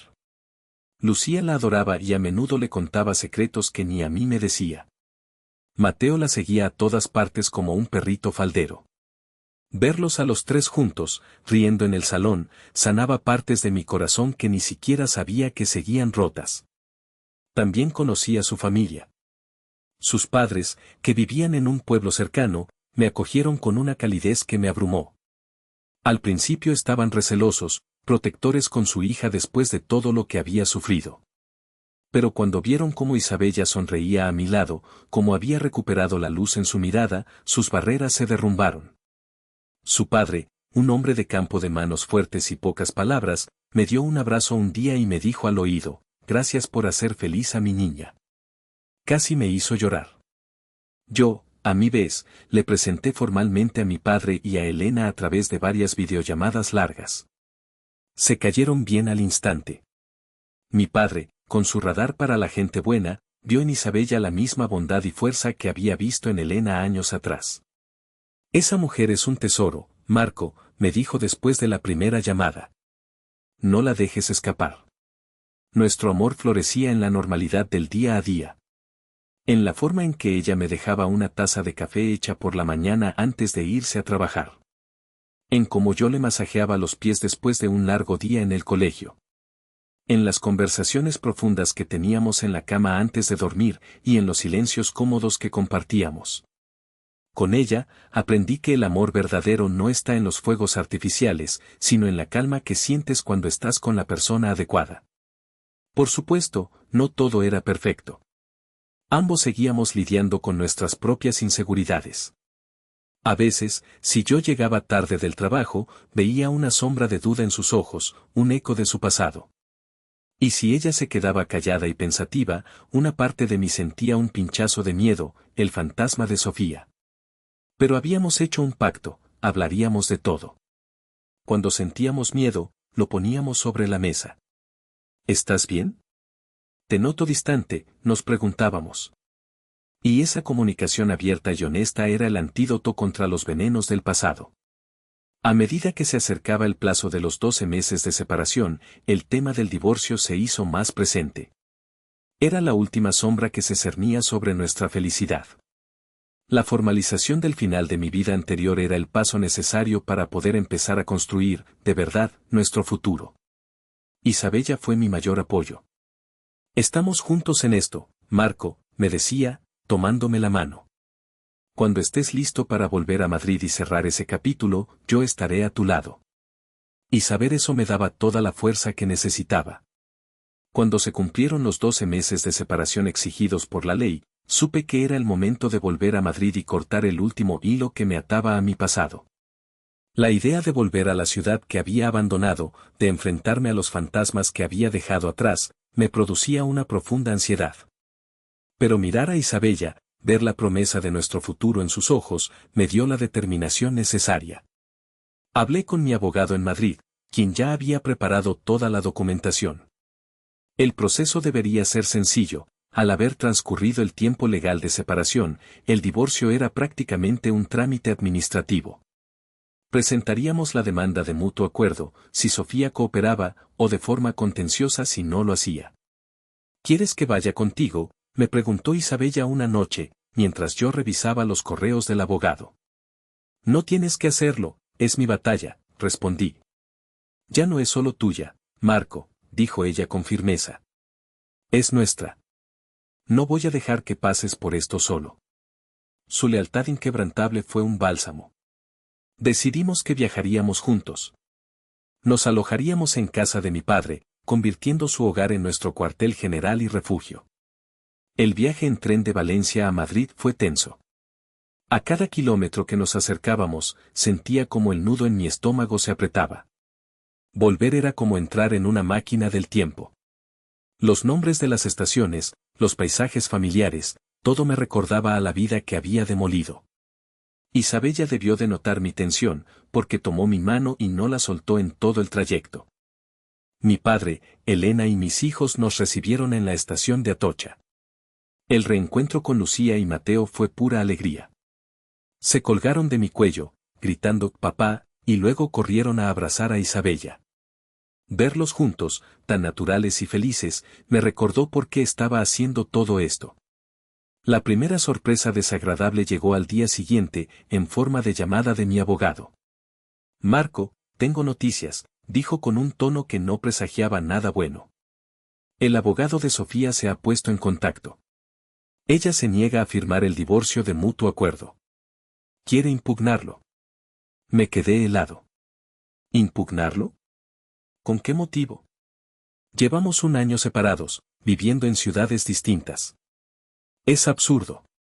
Lo sé, respondió el abogado. Legalmente, no tiene ninguna posibilidad. Ningún juez detendrá el divorcio. Pero puede retrasarlo. Puede forzar una vista, mediación. Quiere complicar las cosas. La rabia, una emoción que creía haber superado, volvió a surgir. ¿Por qué no podía simplemente dejarme en paz? ¿Qué más quería de mí?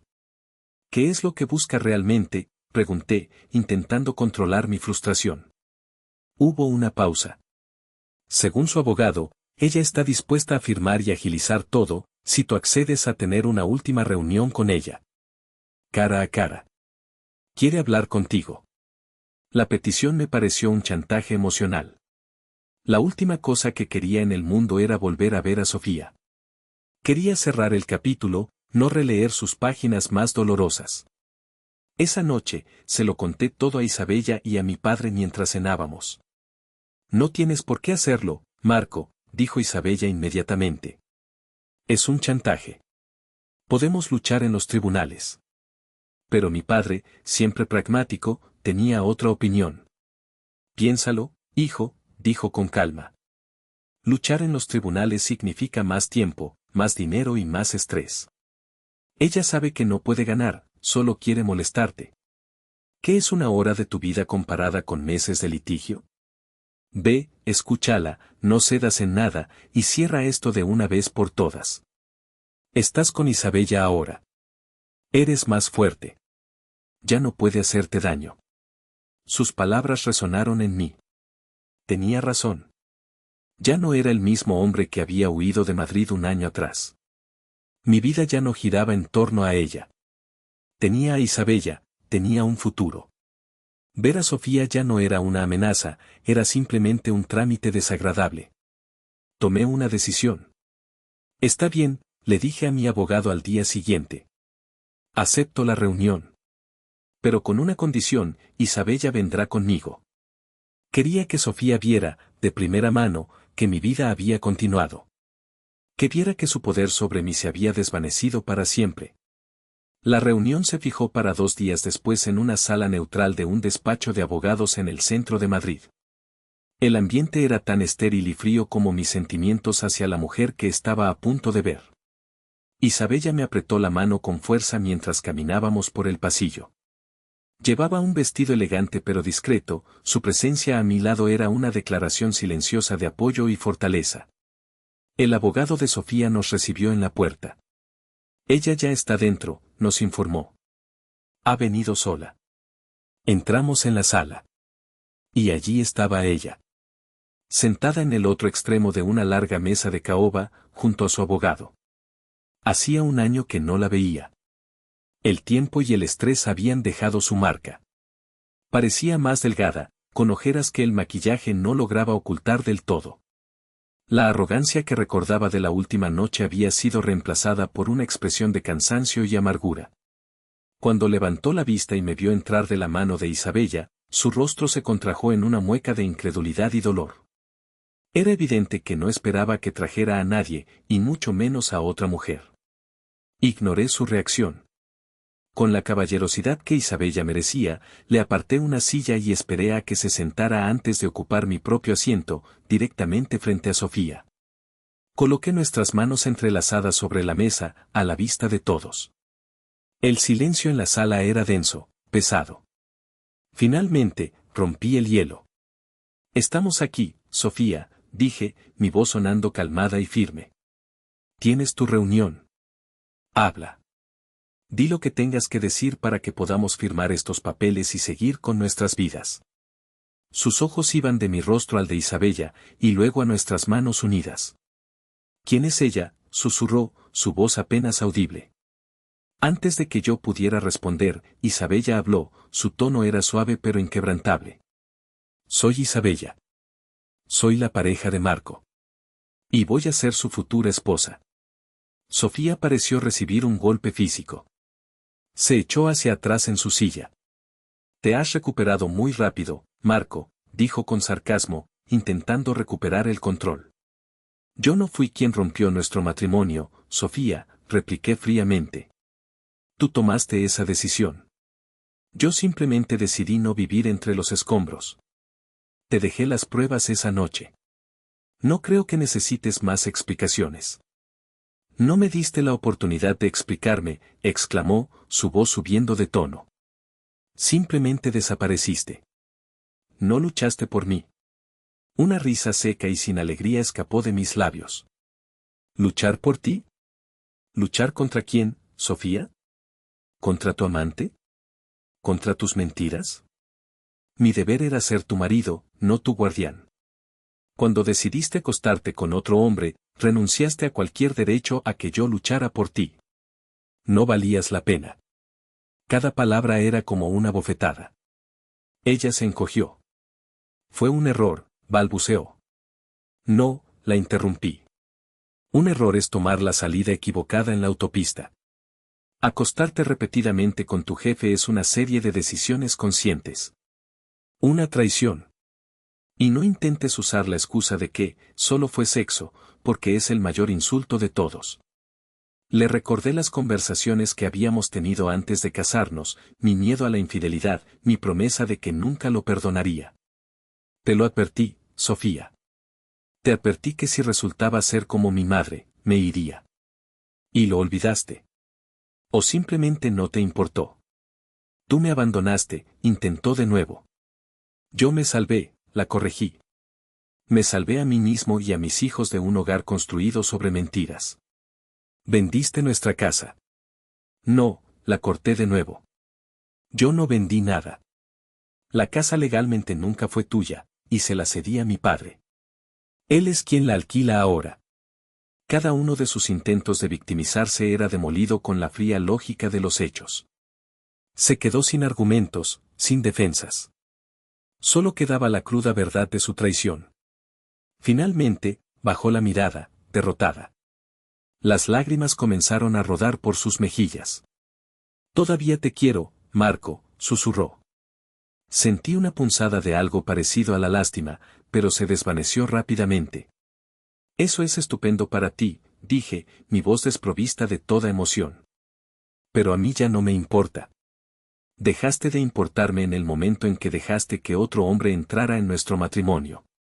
Su abogado, viendo que la situación no iba a ninguna parte, carraspeó. Señora, creo que es el momento. Firme los papeles. Su matrimonio ha terminado. Le deslizó los documentos por la mesa. Sofía, con la mano temblorosa, cogió el bolígrafo. Me miró una última vez, sus ojos llenos de un arrepentimiento que llegaba un año demasiado tarde.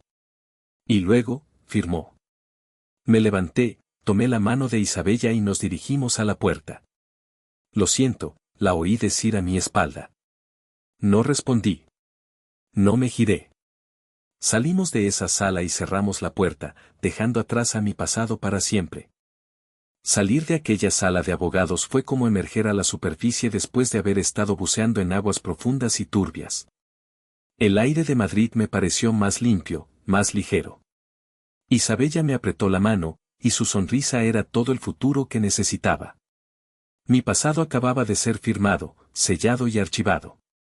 Nuestro abogado nos aseguró que, con la firma de mutuo acuerdo, el divorcio sería oficial en un mes y un día. Era solo un trámite, una cuenta atrás. Nos reunimos con mi padre, Elena y los niños en una cafetería cercana. Al verme entrar, mi padre supo por mi expresión que todo había terminado. Levantó su taza de café en un brindis silencioso. Les conté brevemente cómo había ido la reunión, omitiendo los detalles más dolorosos por respeto a mis hijos. Solo dije que habíamos llegado a un acuerdo y que pronto sería un hombre libre. La sensación de alivio alrededor de la mesa era palpable. Pasamos unos días más en Madrid, organizando el futuro. Hablamos con los niños sobre la posibilidad de que se mudaran a Valencia conmigo y con Isabella. La idea les entusiasmó. Madrid era su hogar, pero su hogar real éramos nosotros, su familia. La perspectiva de vivir cerca de la playa y empezar en un colegio nuevo le sonaba a una gran aventura. El día antes de volver a Valencia, organicé una cena con mis hermanos. Fue durante esa cena cuando mi hermana pequeña, Ana, me dio una noticia que me dejó helado. Su propio matrimonio también se estaba desmoronando. Su marido, al parecer, también le había sido infiel. La ironía era cruel y amarga. Parecía que la sombra de la traición de nuestros padres nos perseguía a todos. La abracé con fuerza, sintiendo su dolor como si fuera mío. Vente a Valencia con nosotros una temporada, le ofreció Isabella sin dudarlo. Puedes quedarte en casa todo el tiempo que necesites. Hay espacio de sobra. La generosidad de Isabella no tenía límites. Mi familia era su familia. Un mes y un día después, tal como había dicho el abogado, recibí un sobre en mi apartamento de Valencia. Contenía el decreto de divorcio. Un simple papel que declaraba oficialmente que mi matrimonio con Sofía había terminado. Lo leí, lo doblé cuidadosamente y lo guardé en un cajón. No sentí alegría ni tristeza. Solo la serena satisfacción de un capítulo cerrado. Ese mismo fin de semana, llevé a Isabella a la playa del Saler al atardecer.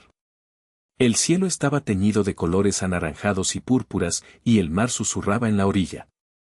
Había estado llevando un pequeño estuche en mi bolsillo durante días, esperando el momento perfecto. Mientras caminábamos por la arena, me detuve y me giré hacia ella. Isabella, comencé, y mi corazón latía con una fuerza que no era de miedo, sino de pura felicidad. Hace casi un año, en un supermercado, mi vida cambió. Estaba perdido, roto, y tú apareciste y me enseñaste que se podía volver a confiar, a reír y a amar. Has sanado mi corazón y te has convertido en el centro de mi universo. Me arrodillé sobre una rodilla en la arena húmeda, saqué el estuche y lo abrí. Dentro, un sencillo anillo con un pequeño zafiro, del color del mar al atardecer, brillaba. No soy perfecto, y ambos tenemos nuestras cicatrices, continué, con la voz temblorosa. Pero sé con una certeza absoluta que quiero pasar el resto de mi vida intentando hacerte tan feliz como tú me haces a mí. Isabella, ¿quieres casarte conmigo? Las lágrimas corrían por sus mejillas, pero su sonrisa era más brillante que el sol que se hundía en el horizonte. No pudo hablar, simplemente asintió una y otra vez, frenéticamente. Le deslicé el anillo en el dedo, y encajaba a la perfección. Me levanté y la besé, un beso salado por las lágrimas y el mar, un beso que sellaba el comienzo de nuestro nuevo capítulo. No volví a saber mucho de Sofía. Mi padre me contó que, unos meses después del divorcio, vendió sus cosas y se mudó al norte, a Galicia, para empezar de nuevo lejos de los fantasmas de Madrid. Le deseé, sinceramente, que encontrara la paz. Su historia ya no era parte de la mía. Mi historia ahora era Isabella. Era la planificación de una boda sencilla en esa misma playa, era la búsqueda de una casa más grande para nuestra nueva familia ensamblada, eran las risas de nuestros hijos, y era la promesa de un futuro construido. Esta vez, sobre la roca sólida de la honestidad y el amor verdadero. Han pasado casi 20 años desde aquel atardecer en la playa del Saler. Mientras escribo esto, sentado en el porche de nuestra casa en Valencia, con el sonido de las olas de fondo y las risas de mis nietos jugando en el jardín. Me cuesta creer que la vida que tengo ahora naciera de tanta desolación. Estoy a un año de la jubilación, y mi vida no podría ser más plena. Isabella y yo hemos estado casados durante 19 años maravillosos. Nuestro amor no ha perdido ni un ápice de su fuerza. Al contrario, ha madurado como un buen vino, volviéndose más profundo, más rico y más confortable con cada año que pasa. Seguimos siendo el equipo que formamos en aquellos primeros días, enfrentando juntos las alegrías y los desafíos de la vida. Aún me prepara el café por las mañanas, y yo todavía le masajeo los pies por las noches. El amor, he aprendido, reside en esos pequeños actos diarios de cuidado y devoción. Tuvimos 2 hijos juntos, un niño y una niña, que llenaron nuestra casa de una nueva ola de alegría y caos. Mis hijos mayores, Lucía y Mateo, se convirtieron en los mejores hermanos mayores que se pueda desear. Se mudaron a Valencia con nosotros 6 meses después de nuestra boda y prosperaron en su nuevo entorno. Hoy, Lucía es una arquitecta de éxito, casada con un hombre maravilloso, y me han dado 2 nietos preciosos. Mateo encontró su pasión en el diseño gráfico y está felizmente casado con un hombre encantador, juntos están criando a una hija adoptiva que es la luz de sus vidas. Nuestra familia es una mezcla ruidosa, diversa y hermosa de lazos de sangre y lazos de corazón. Mi padre, Javier, y Elena se mudaron a Valencia un año después de nuestra boda para estar cerca de nosotros. Mi padre pudo disfrutar de sus nietos y de una paz que se merecía durante casi una década antes de fallecer tranquilamente mientras dormía. Fue una pérdida inmensa, pero murió feliz y rodeado de amor. Elena, desconsolada, se resistió al principio, pero insistimos en que se mudara con nosotros. Construimos un pequeño apartamento anexo a nuestra casa para que mantuviera su independencia y se ha convertido en la abuela matriarca de nuestro clan. Mi hermana Ana también encontró su final feliz en Valencia. Después de su divorcio, se mudó con nosotros durante unos meses, tal como Isabella le había ofrecido. Con el tiempo, conoció a uno de mis mejores amigos y compañeros de trabajo. Se enamoraron y llevan 15 años felizmente casados. La única nota discordante en esta sinfonía de felicidad fue la noticia del fallecimiento de mi madre, hace unos años. Mi hermano, que vivía en Barcelona, era el único que mantenía un contacto esporádico con ella. No habíamos hablado en casi 40 años. Cuando me enteré de su muerte, para mi sorpresa, no pude derramar ni una sola lágrima. El dolor se había extinguido hacía mucho tiempo. Isabella, con su infinita sabiduría, sugirió que fuéramos al funeral. Para cerrar el círculo, Marco. Para ser mejores personas. Así que fuimos. Descubrí que se había vuelto a casar y tenía una nueva familia que no sabía nada de nosotros. Fue un encuentro extraño y distante. Presentamos nuestros respetos y nos fuimos. A veces, mirando hacia atrás, pienso en la decisión que tomé aquella noche de viernes. La decisión de desaparecer sin dar explicaciones, de demoler mi vida para reconstruirla desde cero. Sé que algunos lo llamarían cruel o drástico. Pero sigo convencido de que fue la única decisión correcta para mí. Quedarme a luchar habría significado vivir con la sospecha y el resentimiento, una muerte lenta para mi alma. La reconciliación, para mí, nunca fue una opción, porque la confianza, una vez rota en 1000 pedazos, nunca puede volver a ser la misma. Elegí un camino diferente. No busqué venganza, solo la liberación. Y en ese camino, encontré a Isabella, mi verdadero amor, mi compañera de vida. Sigo creyendo que nuestro encuentro en aquel supermercado no fue una casualidad, sino obra del destino. ¿Estás listo, cariño? La voz de Isabella me saca de mis pensamientos. Me giro y la veo, espléndida en un vestido rojo, lista para la cena de aniversario de Lucía. Casi, respondo, sonriendo. Solo estaba recordando. Ella se acerca y me besa. Pues deja de recordar y ven a vivir el presente. Tenemos una vida maravillosa que celebrar. Y tiene toda la razón. Tomo su mano, y juntos, caminamos hacia el sonido de las risas de nuestra familia. La vida reconstruida.